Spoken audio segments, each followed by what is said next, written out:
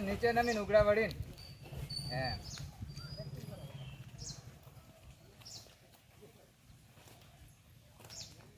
Complete आ गया।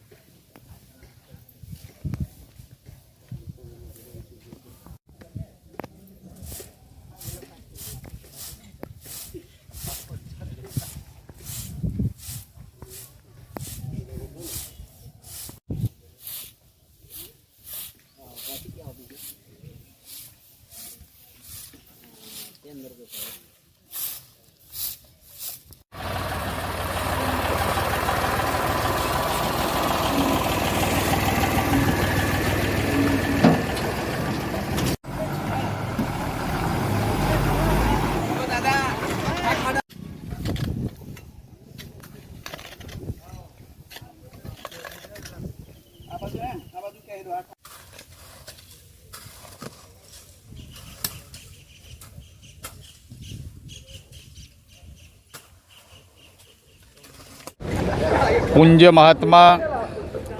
ગાંધી બાપુનું સ્વપ્ન એ હતું કે મારો ભારત દેશ સ્વચ્છ ભારત દેશ હોવો જોઈએ। એ સ્વપ્નને સાકાર કરવા માટે દેશના પ્રધાનમંત્રી નરેન્દ્રભાઈ મોદી સાહેબના જન્મદિવસ નિમિત્તે આખા દેશની અંદર સ્વચ્છતા અભિયાનના કાર્યક્રમો ચાલી રહ્યા છે। ત્યારે આજના દિવસે મારા પોતાના ગામ પાણીબાર ખાતે અને મારું પોતાનું બૂથ જ્યાંથી મને દર વખતે લોકોએ આ બૂથમાં ખૂબ મોટી લીડથી મતદાન આપીને મને વિજેતા બનાવે છે અને સાથ સહકાર આપે છે। એવા બૂથમાં ગામના સર્વ આગેવાનો કાર્યકર્તા ભાઈઓ માતાઓ બહેનો સાથે મળીને સાથે આરોગ્ય વિભાગના કર્મચારીઓ પણ સાથે મળી રહીને મારા પોતાના બૂથમાં અને મારા પોતાના ગામને સ્વચ્છ બનાવવા માટે અમે ખરેખર રોડ રસ્તા શાળા સબ સેન્ટર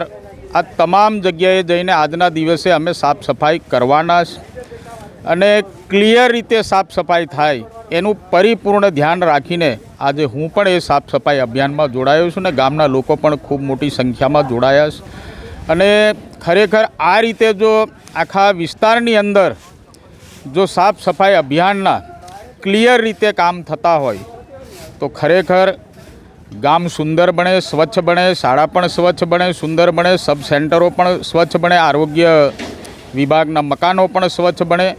પરંતુ ગામનો સહયોગ ગામની સદભાવના ના હોય તો આ કામ શક્ય બનતું નથી। અને દેશના પ્રધાનમંત્રી નરેન્દ્રભાઈ મોદી સાહેબનો જે સંકલ્પ કે જનભાગીદારી દ્વારા ગામ સ્વચ્છ બને એમાં સૌ ગામના આગેવાનો ખૂબ મોટી સંખ્યામાં જોડાયા છે અને હું પણ એમની સાથે જોડાયો છું। સાંજ સુધી આજે આ સ્વચ્છતા અભિયાન ચાલવાનું સાથે સાથે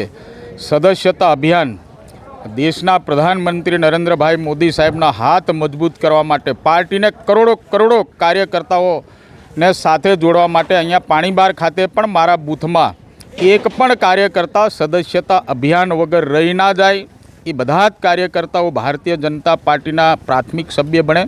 એના માટે પણ મારા કાર્યકર્તાઓને હું પોતે સાથે સફાઈ અભિયાન અને સાથે સદસ્યતા અભિયાન પણ ચાલી રહ્યું છે અને ખૂબ મોટી સંખ્યામાં કાર્યકર્તાઓ ઉત્સાહ અને આનંદથી જોડાયા છે અને આજે લગભગ સાંજ સુધીમાં પાણીબાર ગામ સ્વચ્છ અને સુંદર ગામ અમે સૌ સાથે મળીને બનાવી દઈશું. ભારત માતા કી જય.